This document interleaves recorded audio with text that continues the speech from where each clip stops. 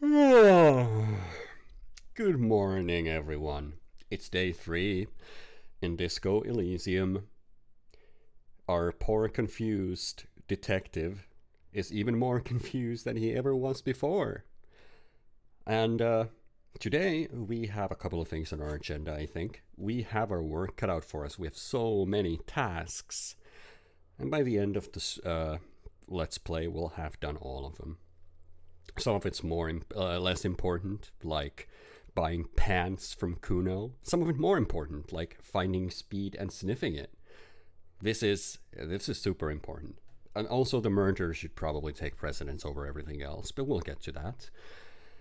Today is Wednesday, and there's a timed task here, which is to close the water lock. We can finally do that. It will open a new area in Martinez. I don't think we're going to be going to that new area just yet. We have a lot to do on this side of the map. Plenty to do. I think what we're going to do is investigate the jam mystery. We're looking into the drug trafficking of in the harbor for Choice, so she can part with information about the lynching, seeing how she's the negotiator for Wild Pines, the company, the other side of this whole debacle. We can also run the number on the victim's armor. We can probably call Alice on precinct 57 to ask her about that. And speaking of the armor, we're wearing the dead man's boots now. We got those last night, the Fairweather T500 Greaves. I wonder if Kim is going to say anything about that, since we just kind of let him go to sleep. And we went the extra mile to grab those. I guess we'll see. Let's get going.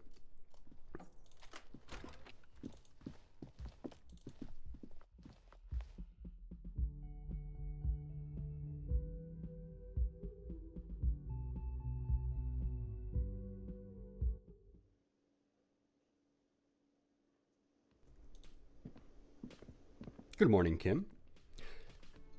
How do you like my new footwear? Yes? Good morning, Kim. Aren't we going to talk about the boots I'm wearing? Okay, let's talk about it. You stole the boots. He looks at the gleaming technological footwear you're sporting. Congratulations. That must have taken an enormous concerted effort, considerable ingenuity and timing. Now, I'm going to report you and you are going to go to jail. You're joking. Am I? Anyway, did you want something related to police work? I don't care about your insane theft, the lieutenant thinks, and looks away from the boots. Just know, if anyone asks me, I will snitch on you. Well, let's hope nobody asks about the boots. Still can't do this. We still need an additional point to logic to open this. We'll get to it. Hey, we got some new people here. Who are you? You look like shit. Your ruffled face reflects in the man's sunglasses. And I don't mean that as a metaphor.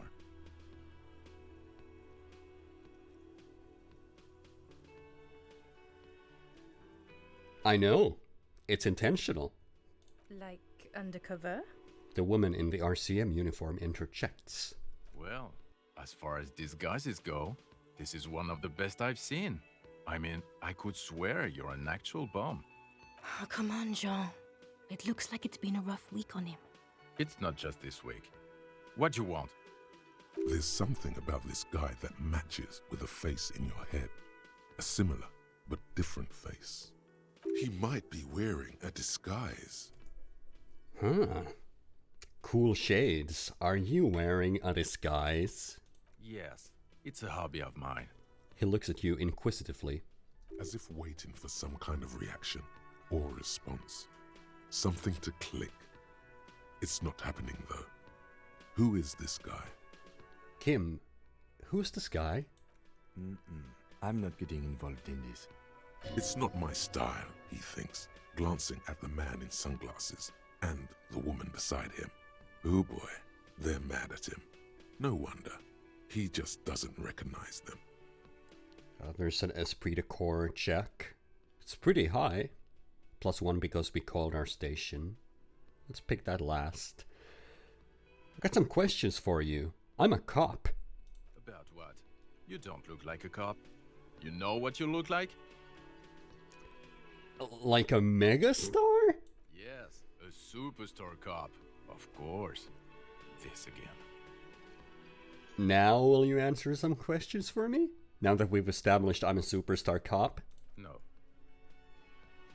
He says calmly and then just keeps staring at you. Don't you have to? No, he doesn't. If I wasn't clinically depressed, I'd burst out laughing. But I'm gonna go with no right now. If you don't want to answer questions, maybe you want to hear me say things? I don't know what happened there. Actually, I don't want to hear you say things, is what the man with the sunglasses said. Come on, Jean. Okay, say things. I want to hear you say things. Hear that? He wants you to say things. Say one. Suddenly, out of nowhere, case-related things start popping up in your head.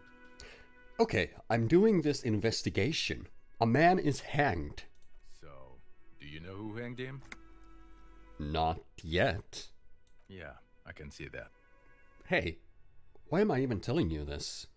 I don't know. Why are you? He gives you an odd look. It's like you felt it would be intellectually stimulating and would lead somewhere. A custom even? Strange. Oh my god, there's more. You want something more? What is it? Well, I guess we're gonna go with the check. Esprit de corps. There's something strange about this guy. Let's try to figure it out with our cop brain. We're already at 72%, but perhaps if I click this button to chat, can increase my psyche, which would bring our esprit de corps to 6. Let's click that. You can also reduce it if you want to. Should bring it up here. It's not going to show up for anyone watching this on YouTube. You're not going to be seeing this, but it's there. It should be there. Still at 72. It's pretty high. Let's go for it. You know what it is. It's like the two of you know each other. Just ask him.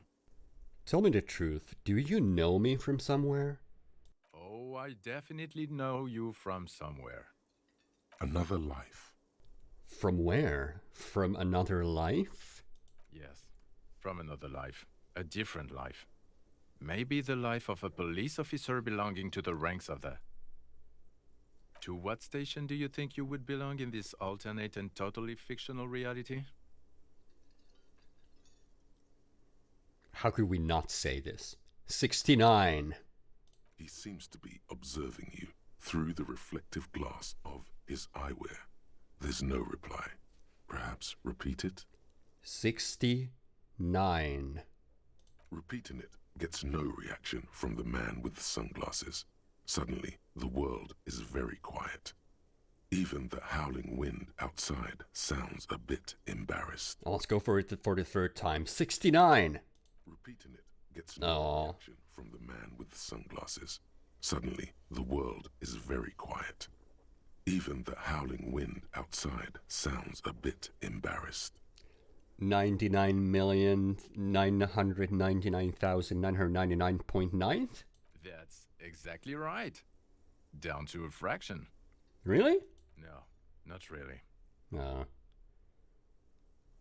Okay, we already know we're from the 41st. Yeah, let's go for it. Okay. That's plausible. That's entirely plausible. Now we're really getting somewhere. He gives you a long, meaningful look and adds, Somewhere good.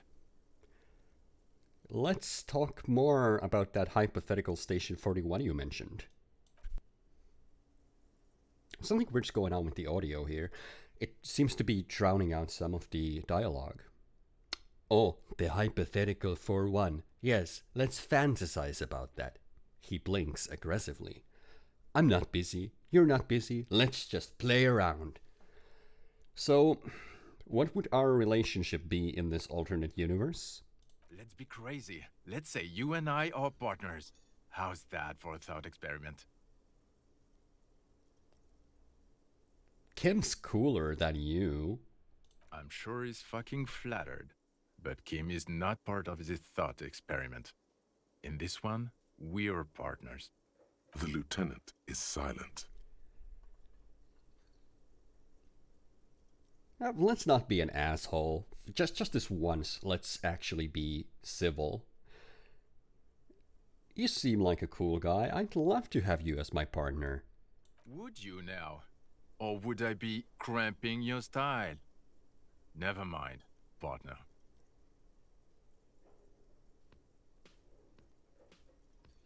Actually, I shouldn't have called you my partner. Kim's my partner. He's gonna know. I'm not your partner. This union is temporary. A little premonition for you, Lieutenant. Sooner or later, probably sooner, your new friend tells you he doesn't need you. He will then suggest you should fuck off. I would never do anything like that, man with sunglasses. Cut me a break. When that happens, I suggest you take his advice. He adds bitterly. The lieutenant merely bows his head in response. Do you have a crime to solve? Oh, no. You see, I enjoy watching other better cops solve crimes. And let me tell you, it's been quite a privilege seeing you work. This isn't helping. She says, shaking her head and looking at the man with sunglasses disapprovingly.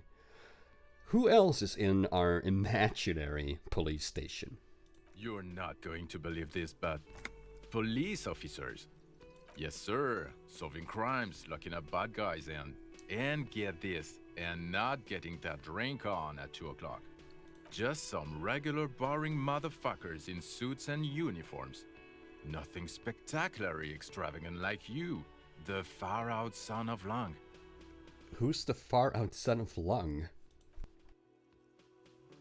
Oh, it's you, you eccentric genius. He winks at you sarcastically. I mean, with your unorthodox approach to the police work, it has to be you. Want to tell me more about him? Or her? Not even a little bit. It's an urban myth about an officer who is so far undercover he can't remember who he is. As I said, just an urban myth. You are not the son of Lang. Okay, yes, you get the joke. Leave it at that. I can't imagine it anymore. Neither can I, partner. Neither can I. His grey eyes suddenly flash above the glass frames. They feel sad.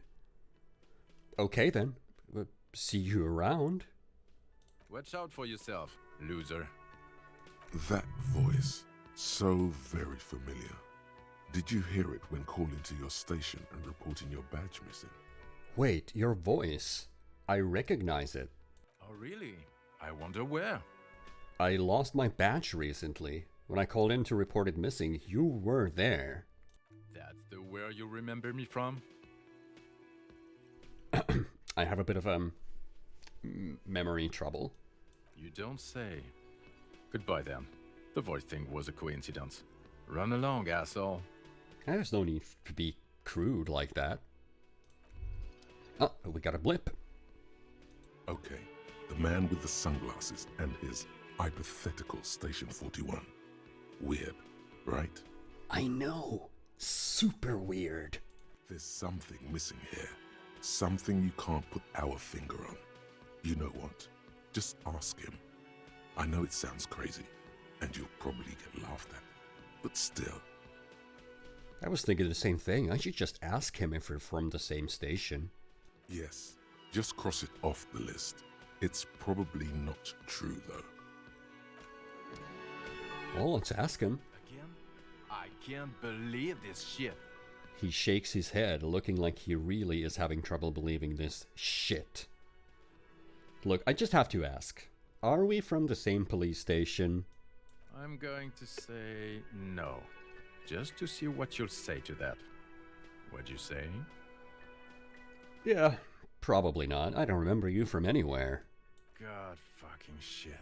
He pinches the root of his nose. Okay, I was clearly wrong.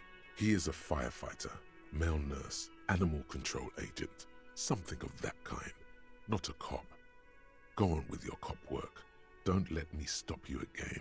I mean, it's a pretty reasonable assumption. We already talked about the hypothetical 41st, but sure. See you around. How about her? The woman in an RCM patrol officer's uniform winces as she notices you. Horse-faced woman? Really? I would really prefer not to talk to you right now. A patrol officer is the lowest rank in the RCM, below lieutenant and sergeant. Hold on, you're a patrol officer of the RCM? Yes, I am. I'm a cop too. I know. Here's the real deal. It's hard to tell whether he's sarcastic or sincere, but if you had to guess, you would say the lieutenant is being sarcastic. I'm on a murder investigation. Are you the cavalry? I'm definitely not the cavalry. Is everything alright? Why don't you want to talk to me? I don't know. I mean, why would I want to talk to you?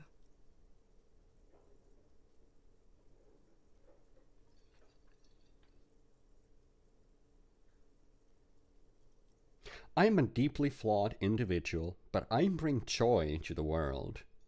Do you now? She asks, narrowing her eyes. After a moment, she shakes her head.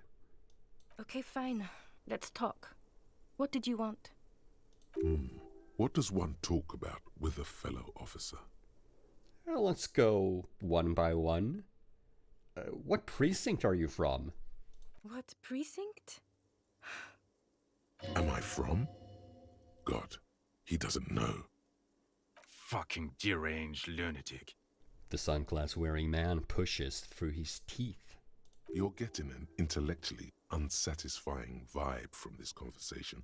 Maybe you're doing something wrong. Look, something's really bugging me. Are we or are we not from the same police station? God damn it, you leave her alone. Keep your weird bullshit to yourself and be professional for once, for fuck's sake. Can I actually help you with something? She looks at you apologetically.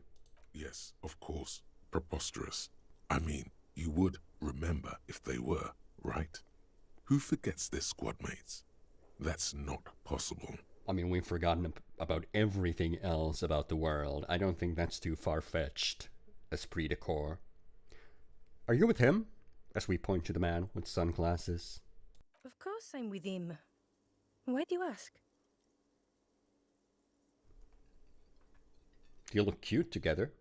And you look like you don't bathe, on principle. The man with sunglasses interjects.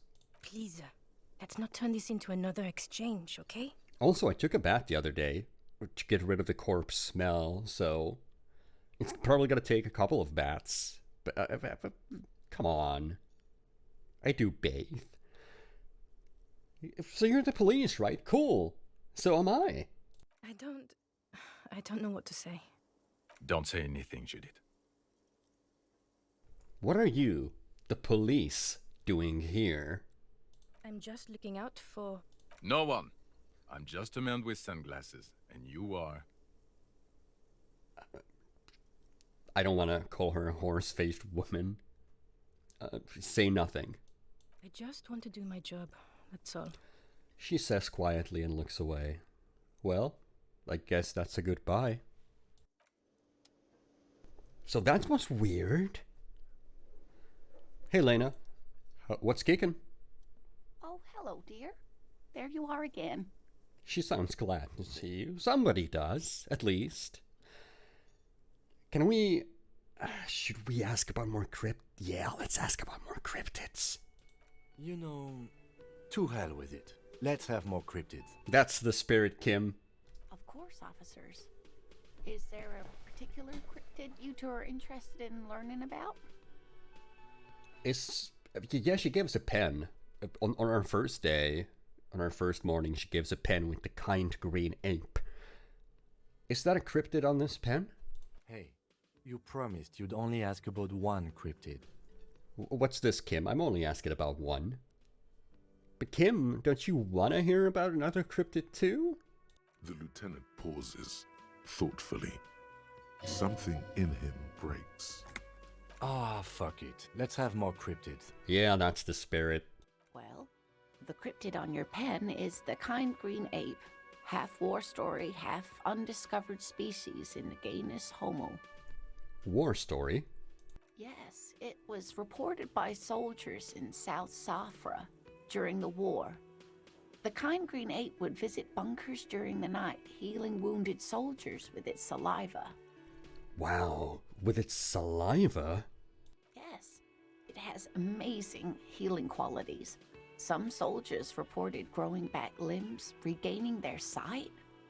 And there was something about an undiscovered subspecies of man? Indeed, there is. It's our closest relative among the cryptids. Same taxonomic family, different genus. Which is to say, the kind green ape is a species with which we share a common ancestor and that evolved parallel to our own. Just like your partners. I'm not saying any of these other things. I'm saying the second one. I like Kim. I'm pretty sure Kim's the same species as us. It's just otherwise is stupid. The lieutenant looks at you, pleasantly surprised. Oh, no, I didn't mean to imply that Saelites are inferior to us in many ways. You are superior. For example, your earwax doesn't have a foul odor like ours does. A tremendous evolutionary advantage, I'm sure. But perhaps we've had enough speculative biology for today. Okay, fine. We'll ask about the rest of the cryptids later. Thank you, Lena. Catch you later. Of course, dear.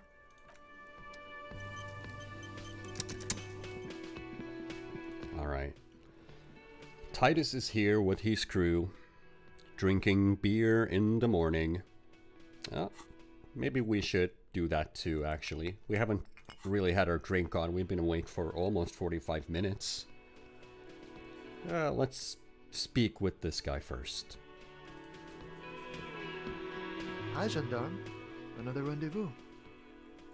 There he is again, the smoker on the balcony, right here in the whirling in rags. Hello, as we adjust our tie.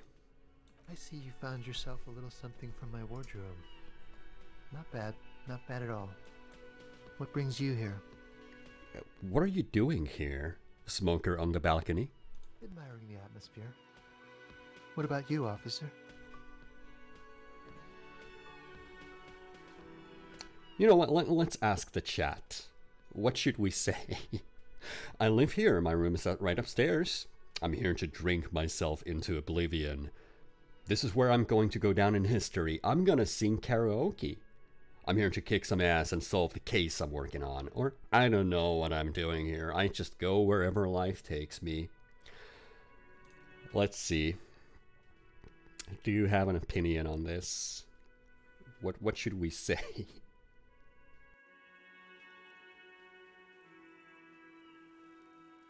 It should be bringing it up over here. Oh, maybe it didn't work. Let's try it one more time.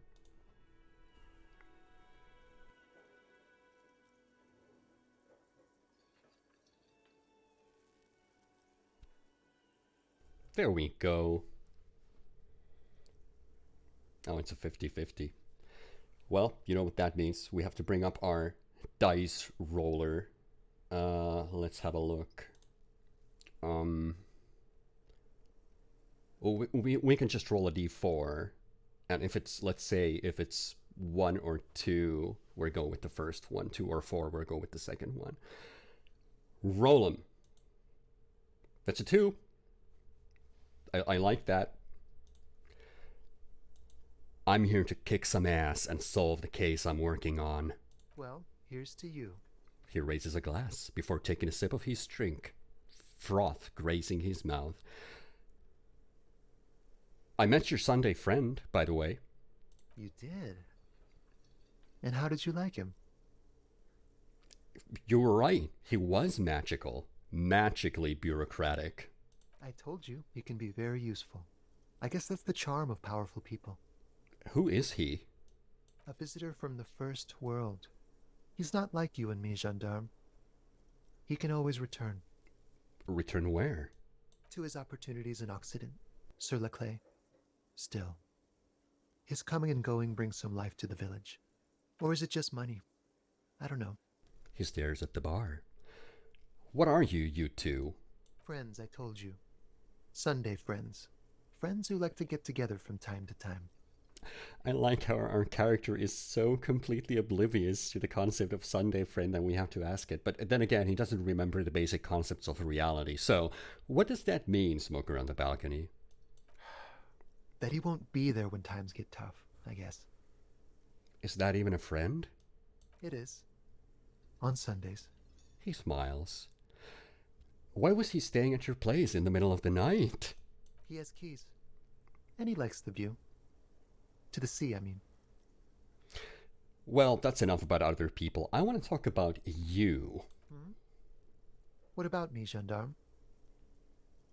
All right, the hat. We actually took it from his apartment. Hey, about this hat I'm wearing. You can keep it. I don't mind. I can appreciate beauty when I see it. I took it to blend in. I'm undercover, you see. Blend in where? A carnival? Maybe. Who knows where our investigation will take us? Maybe to a carnival. Tell me again about that muscular type who came to investigate the crime. Oh yes, let's see. He knocked on my door a few days after the lynching. I think he was going through the entire building, asking questions. What did you tell him? Nothing. That I didn't see anything. And he believed you? Why shouldn't he? Did you tell him about your friend? What friend? Your Sunday friend, the witness. No, I don't think it came up. What did he look like? Muscular, handsome, strong, like one of those military types. Was he alone? Yes, but he was speaking to someone on his earpiece. His earpiece? Yes, you know those tiny speaker microphones that fancy security guards sometimes wear. What was he saying? Just reporting back whatever I was telling him. Besides muscular, did he have any other identifying traits? Oh, let me think. He had an accent. He sounded like one of those mercenaries. He sounded vaguely Oranese. No, not vaguely, scratch that. He sounded definitely Oranese. Okay, so somebody's looking into the murder and just asking people questions from door to door. They're military types. Doesn't bode well for us, I think. Well, thanks for the information. Sure. Anything else on your mind? His lazy eyes troll over your face. What is it about the way he carries himself? We need a composure check for this. I guess we can try to boost that. Let's give it a shot. Let's see if we have any clothes that we can put on that will improve that. I think we should have at least some. Yep, the green snakeskin shoes. That's +1. The dynamic windbreaker surf. That's another one. And our composure is currently at +2. I don't think anything's bringing it down, and I do believe that's everything we can actually wear. That will improve it. So, Hi again, gendarme. oh, look at that, 42%. Maybe the chat wants to give me a boost or a deboost to this. If you want to improve my odds, you'd have to improve my motorics. You also have to remove another stat in order to do that. But when I click this button, you should have the option to do it. So do you want me to fail or do you want me to succeed this? What is it about it that the way he carries himself? He's so different.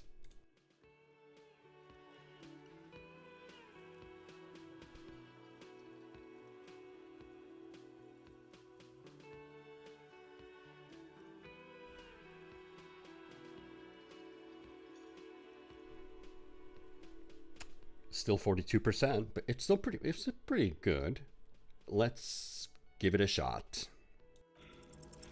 It's the sports. He's a sports guy, all about that physical prowess and athletic skill. Nothing else here. Well, that locked it out until we improve our composure. Too bad. Bye-bye, gendarme. Bye-bye, smoker on the balcony. There's Titus Hardy. We could try to establish authority, but I think the check is still locked. So Maybe it's time we move on to other things.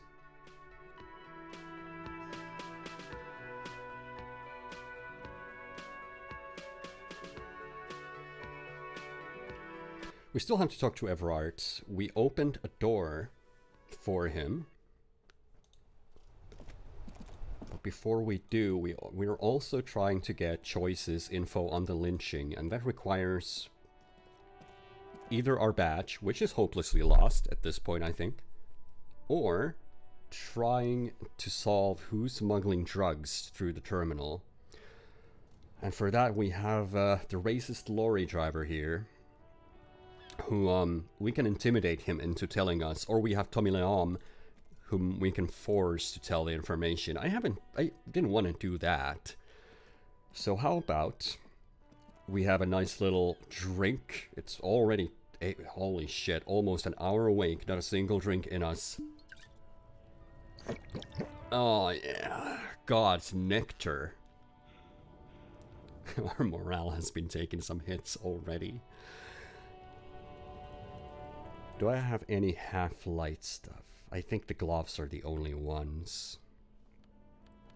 Let's put our authority greaves on for the time being.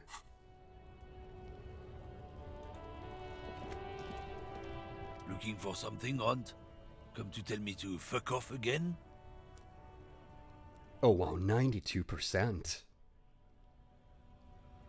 I don't think it's ever been this high for me. We still have 20 seconds of cooldown, but I think 92% is good even without the chat's help. Let's go for it. Make him tell us what he knows about the lady driver who supposedly is smuggling drugs here. Men like this only respect two things: strength and fear. Time to turn up the volume. Show me her lorry right fucking now. The lady driver's lorry, where is it? Fuck you, I told you. I'm not gonna... There. His voice grows smaller as yours. I've been to your fucking lorry. I know where it is. It's right fucking there. I'm gonna burn it the fuck down. You hear me? Look, fuck you, man. It's some lorry down there. Green, banged up thing.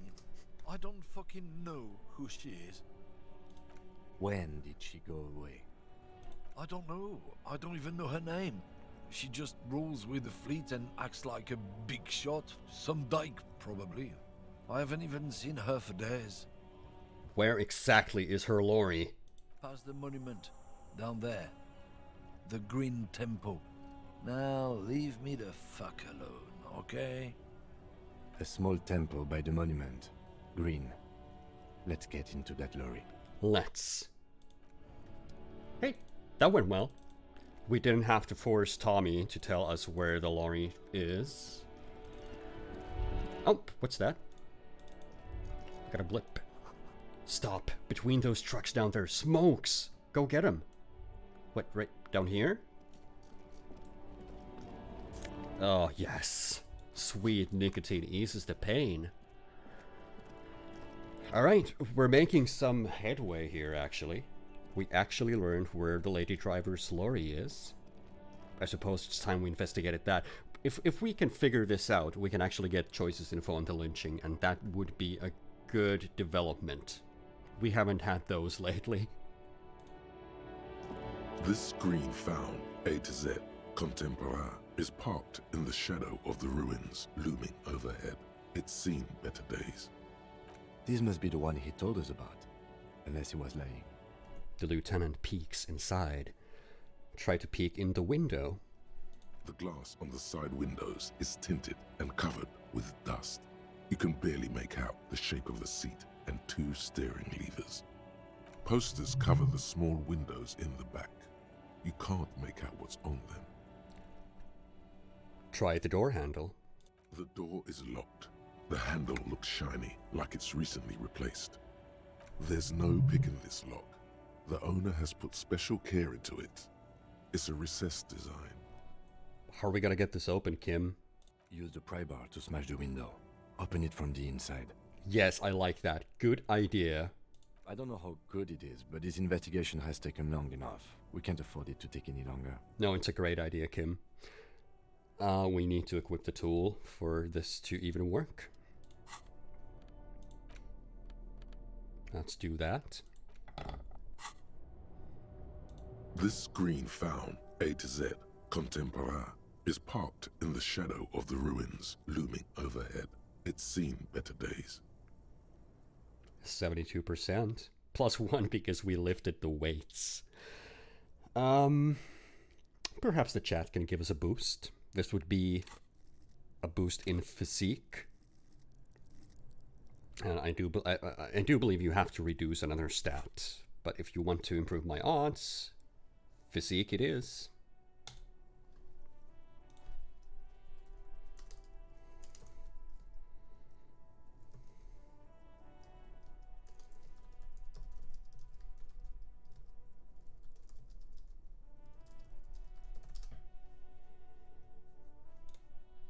$83. Hell yes. Thank you, chat. With a firm grip, you raise the pry bar, a glint of light catching on the tip. Call down the hammer of truth and justice. Release your secrets, Lorry Cabin. Okay, chat, this is up to you. Just smash it, or shall we say, fuck the police, or welcome to Revachol Window, or smash it apologetically. That's also an option. What shall we say? How will we smash the window?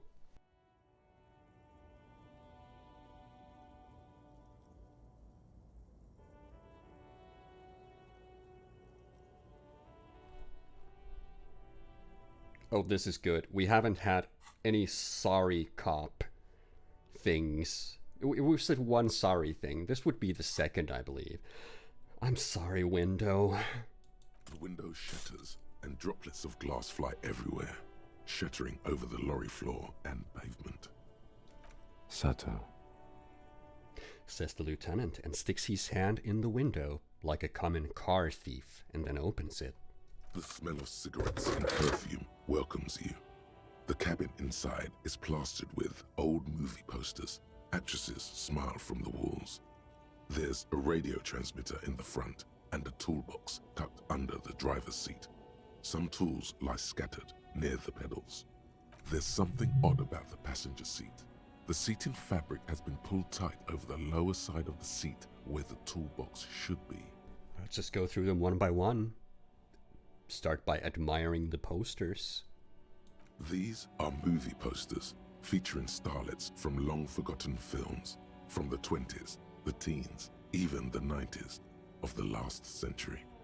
One of them particularly catches your eye, a centerfold of an ingenue attached right above the back seat. There's definitely perfume in the air. It's spicy, with a hint of amberette, wafting through the bitter air of the cabin. Stop and wonder, what's that smell? The remnants of a sweet juniper-scented perfume, probably grenade number 5. How does our police officer know that? I'm not sure. Study the centerfold. The actress is draped in a sheathed dress, one of her shoulders bared. The faded remains of an autograph run across the poster. She's looking past the camera. Wait, doesn't she resemble someone you know? But you can't put your finger on whom exactly. Could it be the dreaded X something? Enough of the posters. The actresses and the rear actor all smile you a warm goodbye. A radio transmitter is attached to the dashboard and a toolbox sits under the driver's seat. Examine the radio. Looks like the frequency dial is absent. It requires a key to work, but the key has been removed, likely by the missing lady driver. Strange. There are so many radio stations saved here. Must be over 100 at least. What about the Speed Freaks FM? Is it one of the saved stations here? No, that's on 78.9. He stops coughing awkwardly. Raise our eyebrows. What? I happen to have committed the frequency to memory. I have no problem admitting that. Is that why it was playing on your radio in your kinema? Kim? Don't be ashamed about liking Speed Freaks FM. Just own up to it, Kim. I guess he wants to be really serious about his job, and Speed Freaks FM is not serious in the slightest. Why would anyone need so many radio stations? For contacting an entire fleet of lorrymen, for example. This is all shortwave, UW and UKV. Looks like we are dealing with an impressive organizational tool. The nerve center of a huge operation, with quite a range too. A 20-kilometer radius at least, perhaps extended by an attachable antenna that's not here right now. Is there anything we can do with the radio? Doesn't look like it. It's completely inoperable without a dial key. What else is here? The ghostly actresses, and the rusty toolbox under the driver's seat, and the oddly bulging seat cover. Check the pedals. You wedge yourself under the steering wheel to get a better look. Seems like the few tools lying around here, a hammer, a pair of pliers, a rusty wrench, have been casually thrown there by the disorganized driver. But one odd detail does catch your eye. A piece of sandpaper has been glued to the throttle. Sandpaper adds extra grip. Looks like the driver has glued a piece of sandpaper to the throttle to offer some extra grip. Sandpaper? A novel technique? Uh-huh. The sandpaper would also rub off the pattern from the driver's right boot sole. Yes? He likes where this is going. Do the honors, he thinks. Connect it yourself. One of the footprints at the crime scene had an aberration. One sole was smoother than the other. Which means that the missing lady driver was present at the lynching. The lieutenant's eyes light up behind his prescription lens. So that would be the 8 Hardy boy or girl, in this case, that the Hardy Boys said doesn't exist, even though we already have proof about it. First the drug smuggling, now this. How deep does this rabbit hole go? Now we know for certain who's the missing 8th person at the lynching. Do you think that Hardy and his boys could also be involved in the drug operation? Those jerks? Definitely. We should see what Titus has got to say on the matter. Are we finished with the lorry? The movie stars are still smiling from the walls. The radio transmitter sits on the center console, and a faint smell of perfume is in the air. We got a new task.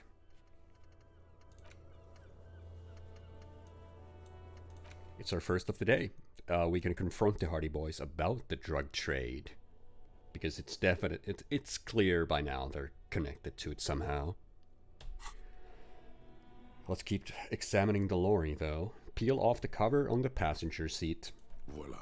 A stack of neatly folded papers has been stashed behind the seating fabric. You see 3 maps depicting a large metropolitan area. It's Revachon. Some of its routes and highways have been outlined with a pen. Bonne prise.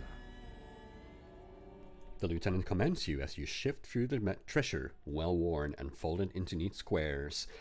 Fold open the topmost map. This large map displays the elevated motorway called 881. The intake leading to Martinez is marked with a blue X. There's another X on the off-ramp at a place called the Old South. Toll booths at the intakes are marked with a circle. It looks like there are scant few ways of getting onto the elevated motorway that runs over Jamrock, and this person knows them all. There, hundreds of thousands of motor carriages roar on the 881, high above the mess of brown and red roofs that is Jamrock. The commuters don't even look down. The world ceases to exist outside the windshield. Where does the road lead? To Couron, through the middle-income neighborhoods there, by the river, and then to Stella Maris and La Delta for work, while the men and women of Jamrock scuttle to their fates below the road. Fold open the second map. This municipal map from the 30s displays a complex system of storm sewers underneath a sub-district called The Pox, old military hospital, right adjacent to the 41st precinct. No storm will ever drown Revachol, the great solution to the riddle of history. So a municipal map from the 30s, that's from 20 years ago, showing storm sewers, right close to our precinct, of all things. Look at the third map. The final map displays a labyrinth of service tunnels left over from the construction of Motorway 881. A few routes have been marked with a pen, where the tunnels and sewers surface near the eminent domain and a traffic island in central Jamrock by the lake. These service tunnels were probably used during the construction of the foundation beneath the motorway. Looks like the smugglers have infiltrated the road network belonging to East Motor Tract. The smugglers have infiltrated the motor tract, Kim. So it would seem. The lieutenant examines the maps with a furrowed brow. The RCM patrols most of these auxiliary roads, though apparently not all of them. Where does the contraband end up? Hard to say. This distribution network looks certainly large, yet still vague enough. It doesn't reveal much about the Besmerti behind it. Besmerti? That sounds vaguely familiar. The Besmerti is a Revacholian crime syndicate. They see themselves as the inheritors of the 14 Revacholian Indo-tribes, but really they're just violent gangs vying for control on the west side of Revachol. The poor side of Revachol. With cool names, like La Puta Madre and Aura Masta. It's a dark parody. Yeah, we used La Puta Madre as an excuse to actually find this lorry.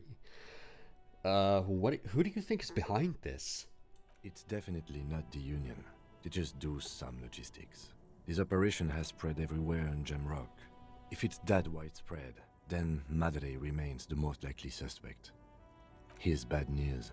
There have been attempts at a serious investigation before, but they haven't ended well for those involved. Lieutenant Kitsuragi is a brave man for saying Madre's name without the winces and whispers that usually accompany it. Especially bad news for cops who may have something in their past they don't even know is there. Oh, come on, Half-Light, don't give me the creeps. Return the stack of papers. Best not to disturb the scene. I'll have forensics go over the lorry and pick this up later. The stack of maps looks just like before, barely noticeable. The movie stars look silently by, and the pull-out toolbox has a rubber handle, worn from years of use. Pull out the pull-out toolbox. A metallic drawer slides out from the seat. It's empty, except for a folded newspaper. Unfold it. It's an issue of Peripherique from last Wednesday. A piece of paper falls out from its pages. Pick it up. It looks like an article ripped out from a radio enthusiast magazine. Complex mathematical equations explain the basics of something called the Ulan frequency system.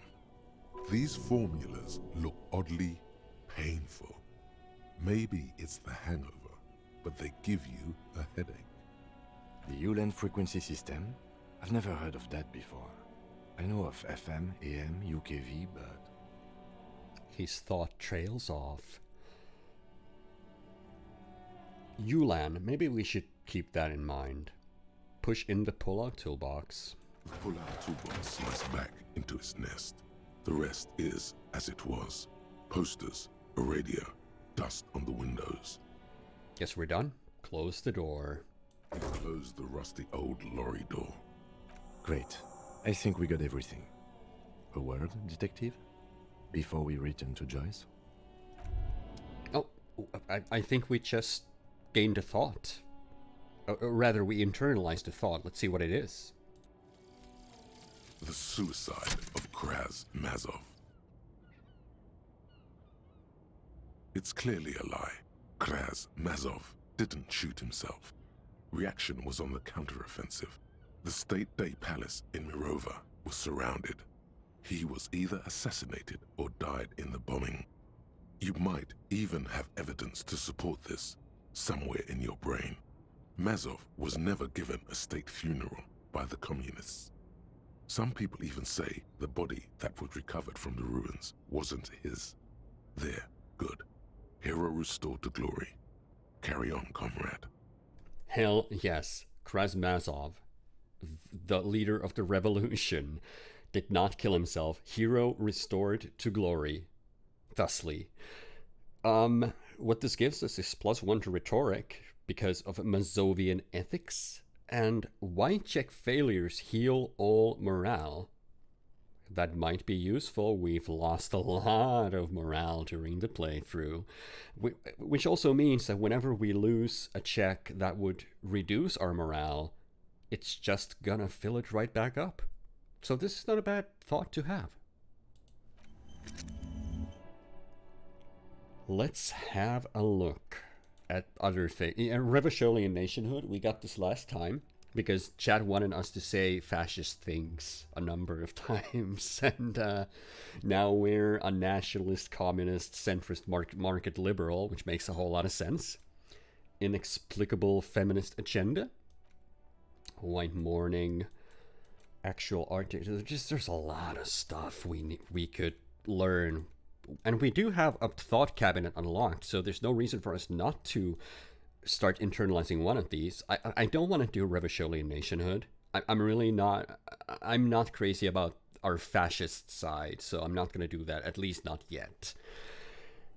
Let's have a look. Fair weather. Oh, the 15th the Indo tribes were actually just mentioned during that bit.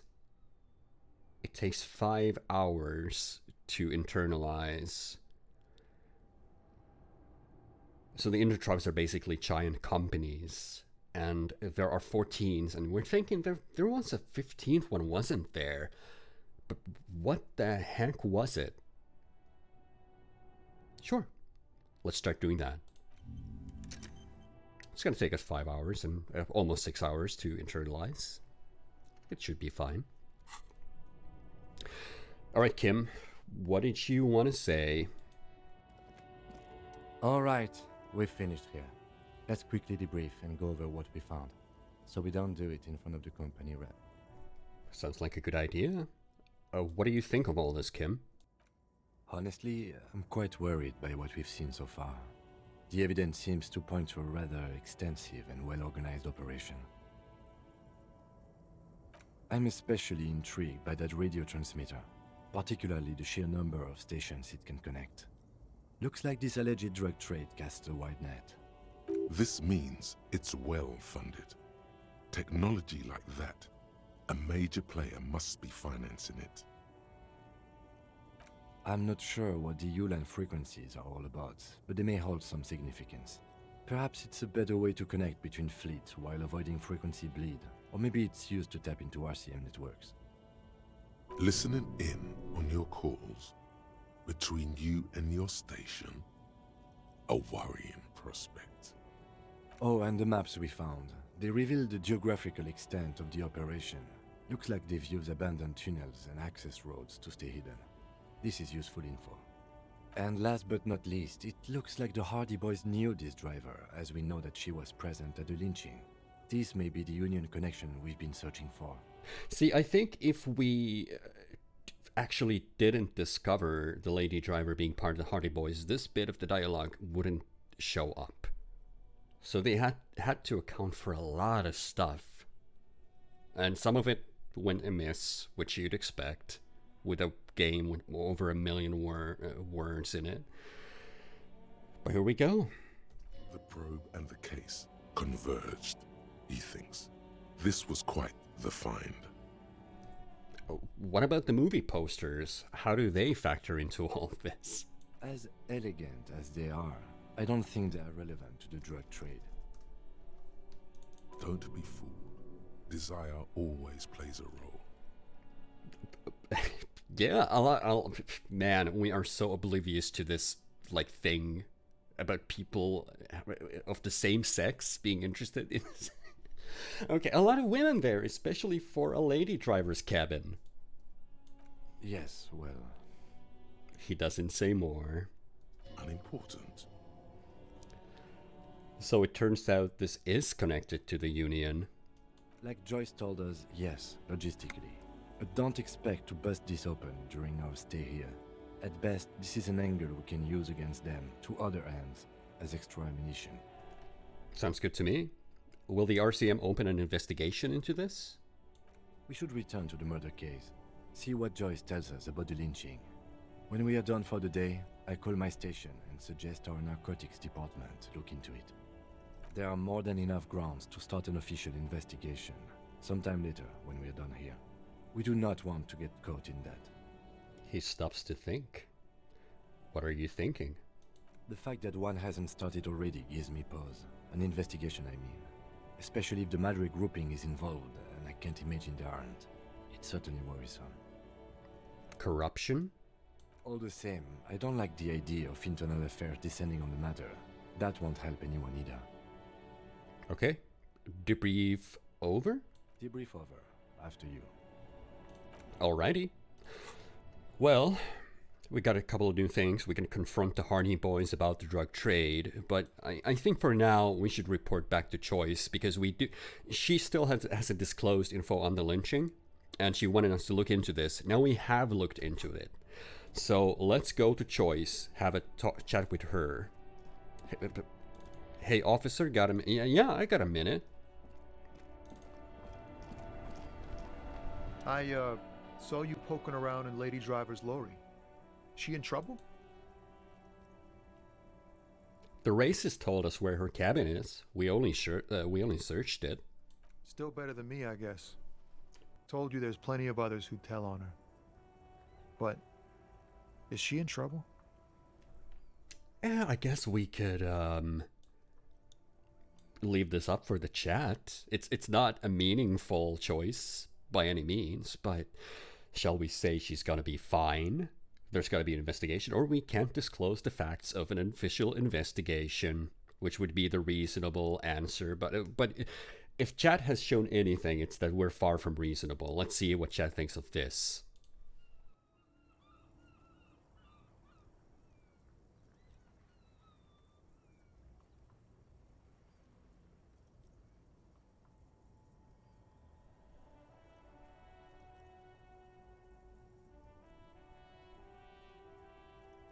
Really? Nothing? Let's click it again. It should show up here. It should give you the option to click on these options. It sometimes doesn't work, so let's click it again.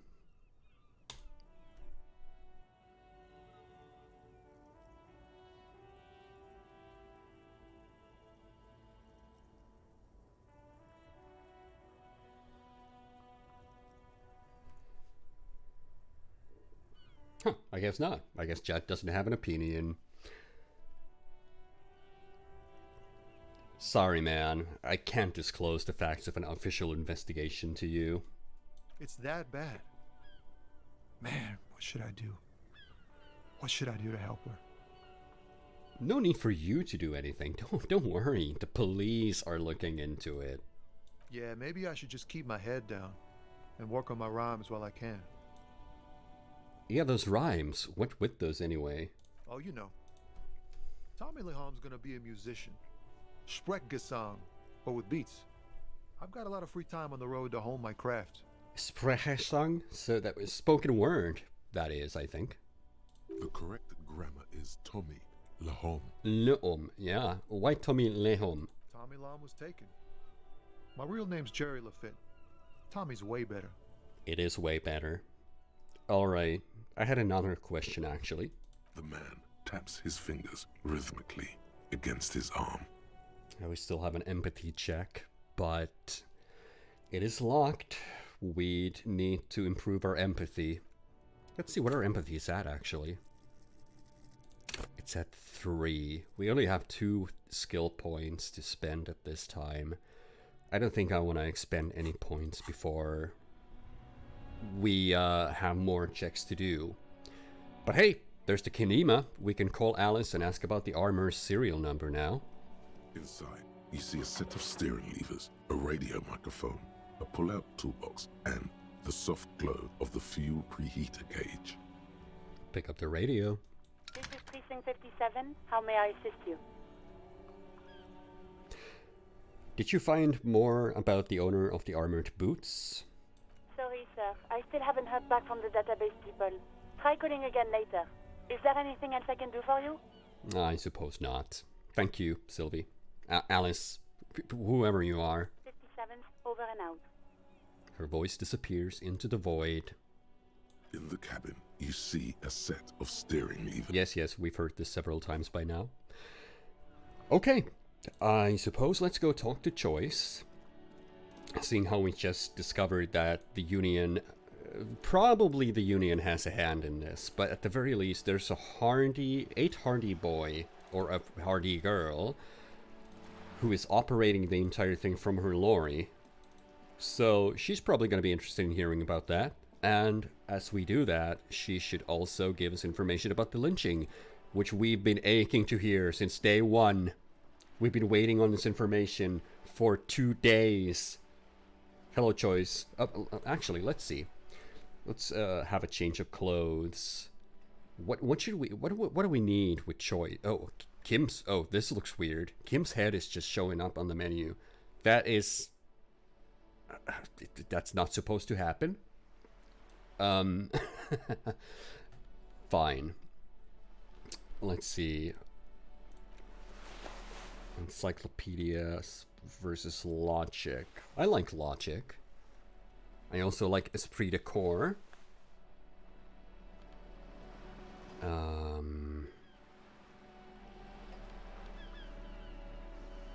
We're losing authority because of the glasses. I think that's fine. I think we're good.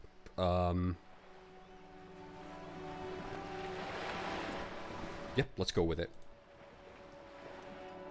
You're back. Good. What can I help you with? I spoke with the lorryman at the roundabout. Again. Yes, my eyes on the harbour have sent word to that effect. What have you discovered? Wait, where exactly are these eyes located? It doesn't really matter. And I do apologise for the surveillance. Wild Pines can't afford to be blind at a time like this. In any case, it's a relief to know someone has looked into it. If I may ask, will there be an official investigation? I assume you discovered there is an operation.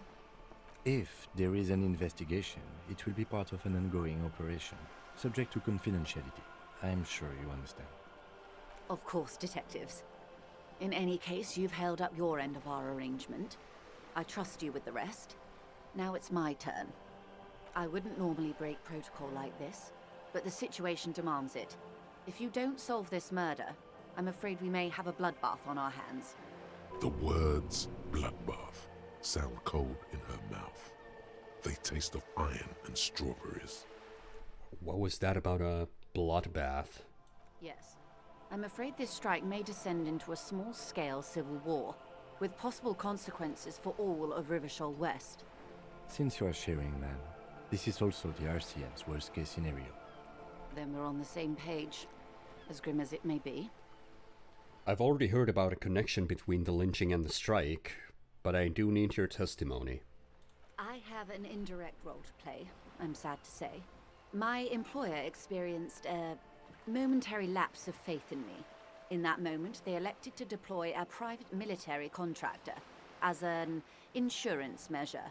They called it my security detail. Do you need a security detail? Absolutely not. These mercenaries are muscle, pure and simple. They're meant to intimidate the Union into surrendering. Who are they, exactly? Crenell, an Oranese military company. As far as I know, 3 arrived in Martinez. They report to me sporadically, but they do not answer to me.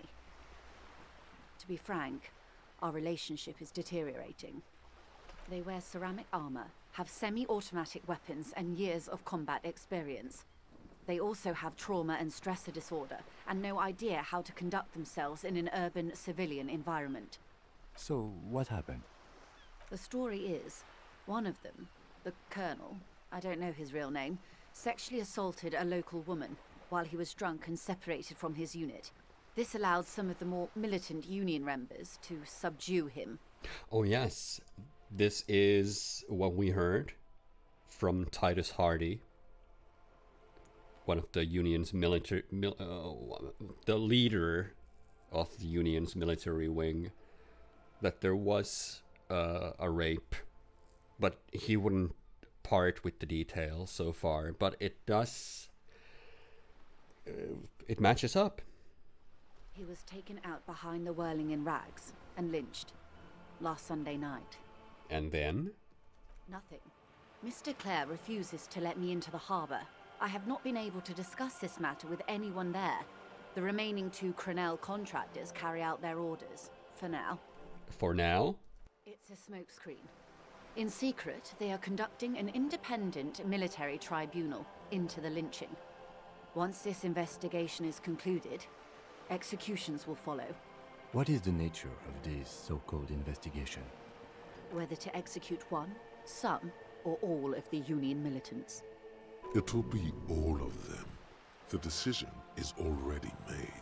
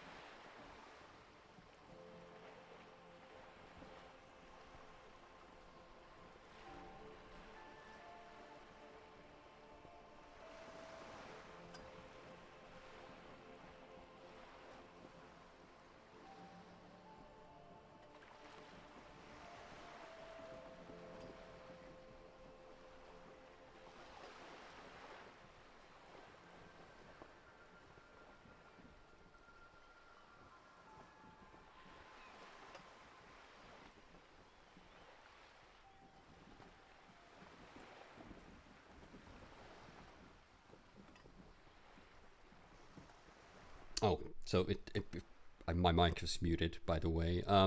Yeah, it doesn't look like... does this work? I've clicked it twice now. Let's click it for the 3rd time, see if it works. Okay, there we go. There we go. I think it was just that my mic was muted and you didn't hear me say, "Oh, let's do the thing." All right. Maybe the investigations can team up, you know, share resources and intelligence. Surely you're joking. These people are killers. My only hope is that yours provides a single, concrete suspect before they indiscriminately pick theirs. Simply put... She grabs hold of the mainsail. If you don't pin this on someone good, and do it fast, they will identify and execute everyone present at the lynching. This in turn will force the Union to respond. The Debardeurs have over 2,000 men. It will be 1,000 to 1. Have you ever seen a Hornet invade a beehive, Lieutenant? It's not pretty. These men work in tandem using semi- and fully automatic firearms. Their armor is virtually impenetrable to muzzle-loaded weapons, even yours. Most Union workers don't have guns at all. As I said, a bloodbath. Maybe a good bloodletting is just what Martinez needs. Half-Light wants us to say the first thing. Wash it nice and clean. Clean. Yes. Nothing will grow here for 20 years. Crenell will send in gunships and the coalition government will follow suit. Okay, chat. I can't see it happen. Too many things would have to go wrong first. Or isn't this a pretty bleak scenario you're describing? Or I think the confrontation is inevitable. Let's put this up to the chat too.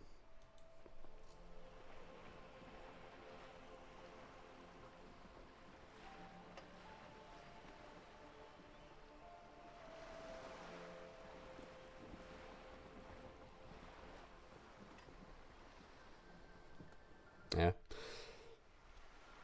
I think this is a pretty bleak scenario. Let's just go with this one. Many bleak scenarios have already come true. Nameless, badgeless detective of the citizens' militia. All we can do is keep the rest from going the same way. One single concrete suspect delivered into civil court. and I may be able to defuse this situation. This is a pretty bleak scenario. All of a sudden, we have a situation where armed militants who are suffering from post-traumatic stress disorder are looking into executing the Union. All of a sudden, this is not only about the murder investigation. This is way bigger than that. All right, this security contractor. What can you tell me about Crenell? Not much. Their public resume is relatively good, as far as private military contractors go. I believe they were once called Downwell. They boast a long list of clients: Saint-Baptiste, Welchman-Lorenz, Eendracht. A warning sign, however. The operations concerned all take place in third or fourth world countries. Guarding facilities, escort missions and such.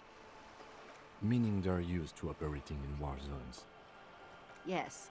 All the good conflict corridors, Supramundi, Yesut, the Seminese Islands, countries that don't have a good record reporting atrocious military conduct on their soil. Sounds like maybe the colonel went a little native during the course of his duties. I wouldn't go as far as to use that term, detective. It's the expression she objects to. What? Going native? Yes. She picked a strange hill to die on. Strike. Rhetoric.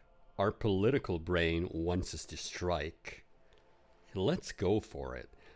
It sounds like you object to the words going native more than him raping and killing people here. She's silent.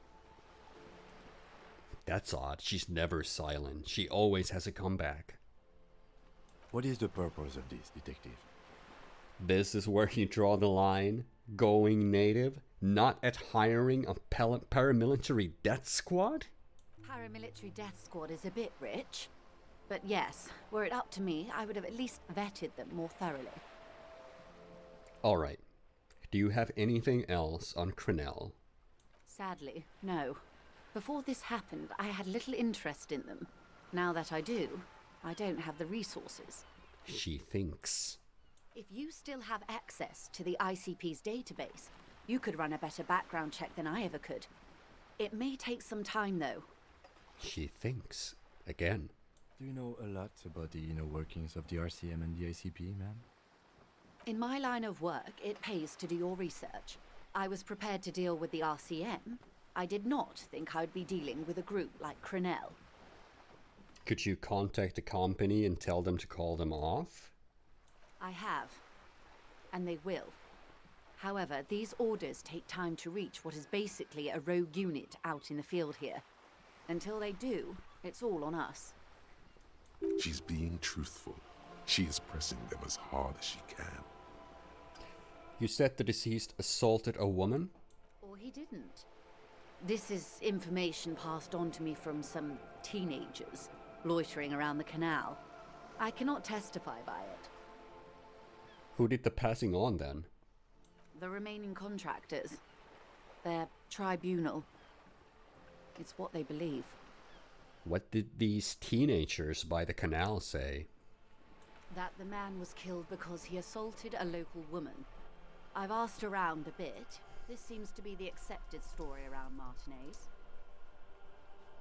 The lieutenant consults his notebook, his eyebrows knitted in concentration. Odd. We haven't heard any reports about an assault in connection with the lynching. Where did it take place? And when? Last Sunday night, at the Whirling in Rags, the hostel by the gates. Supposedly, the colonel was drunk, maybe on narcotics too. Oh no, narcotics! That sounds terrible. Either way, he's alleged to have sexually assaulted a woman. Sometime later, a group of dock workers got their hands on him. And who was this woman? That's a good question, officer. I don't have the slightest idea. As I said, it's a rumor about a rumor. In any case, it's what the colonel's remaining colleagues believe. You'll meet her soon enough, you feel. This colonel, the one who was hanged, did you know him? If you mean did I see him alive? Yes. but I did not know him. His name was... Lely. His service name, a nom de guerre, most likely. He wouldn't divulge his full name. Only one of them did. A bad sign if there ever was one. A nom de guerre, so that would be an alias. This Lely, anything else? Nationality? How old would you say he was? He was 40. Or 50. It's hard to say which. He had a combat injury on his lower jaw. It made it difficult to estimate his age, or gauge his facial expressions. Indeed, this matches the dental reconstruction we saw on the body. What else? Nationality? Accent? He was, Occidental, I think. Light brown hair, a mixed accent, Oranese, or Messinian, maybe. His injury gave him an accent all his own. In a way, it was humanizing. He had to learn to speak through it, through the injury. That's all I know, I guess. I only met him once. Oranese accent. We just spoke with the smoker on the balcony. He mentioned that the muscular man asking around about the murder was definitely Oranese. Okay, so that's a stretch, but it's something. Where are the remaining 2 mercs now? They've gone to ground, as it were. I don't recommend seeking them out. For one, they're almost certainly armed to the teeth. They don't have the same respect for the Revachol citizens' militia as I do. To put it bluntly, they think you're vigilantes.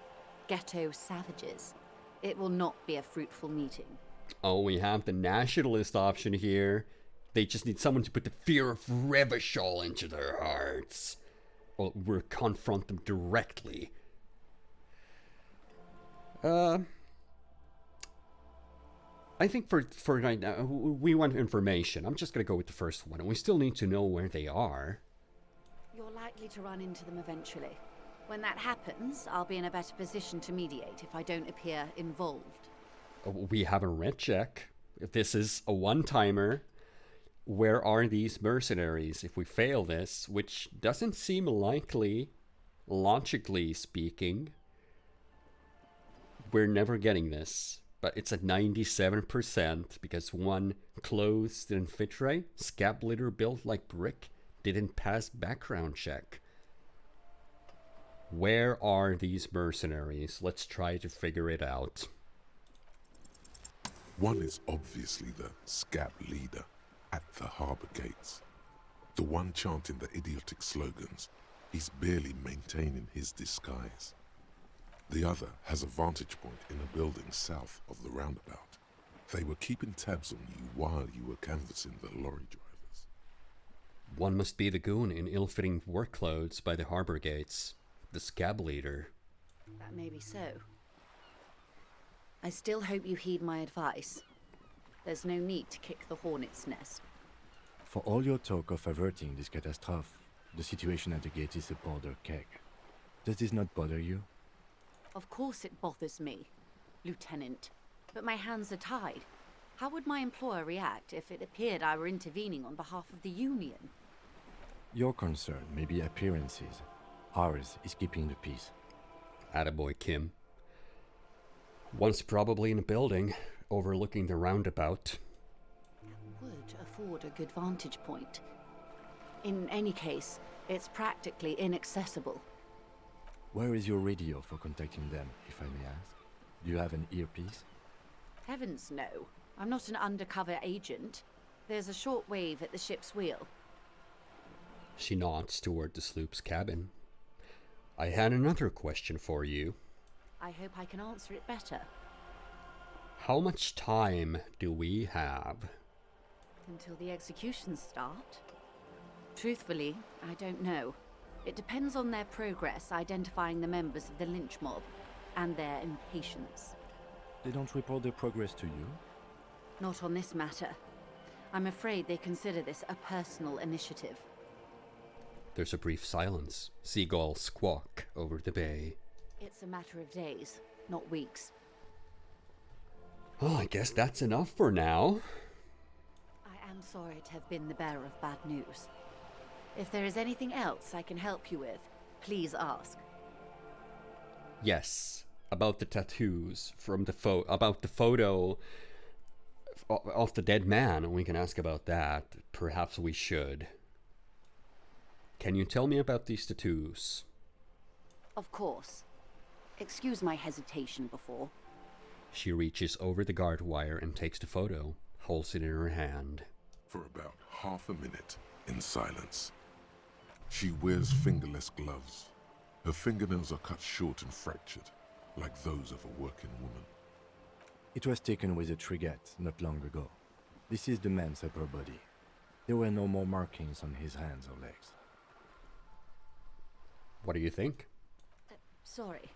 I was trying to see if I can read the web of interdependencies between these points. The stars. She points to one on the photo paper. I can't. But that's how you read this story. The points themselves don't have letters, numbers, anything. Their size, location on the body, and distance from each other tells you what they represent. Like blooms in a pattern? Close. Port cities.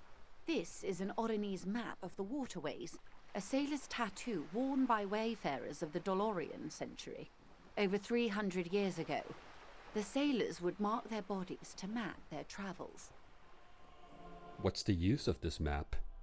The sailor's soul would use it to fly back home if they should die abroad. This is a sort of contraption to be reeled back in by. The silver cord, they would call it. Where is he now? I've spoken to him. For now, the soul is fastened inside his corpse. That is precisely what the sailors feared when they drew these maps. A fear of drowning within one's own corpse. So the court does not let him return. He is stuck. At least in our head, he is. What travels did the dead man make? Quite a few. Vredefort, the Oronese capital, traditionally stands on the right shoulder. He started somewhere near here, I think. What next? Then he made his way to the Pretto Grande, through what I think must be the Stutz Canal, an artificial channel through the Occident. From the Pretto, he sailed to the Insulindic Ocean, first the Semnes Islands, then this. She points to his heart. What is that? Revachol. Those are the two constants. Vredefort on the shoulder, and Revachol in the heart.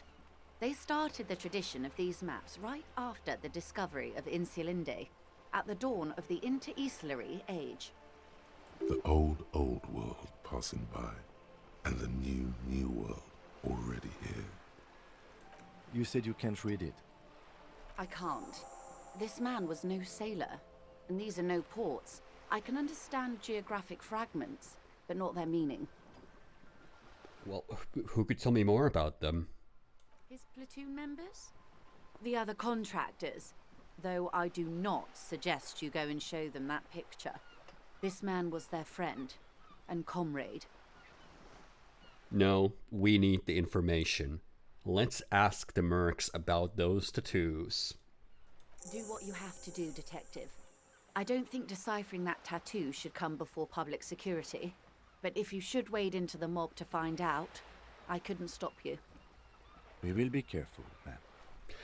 That's all for the tattoos. Thank you for your help. Is there anything else I can help you with? I think that's it for now.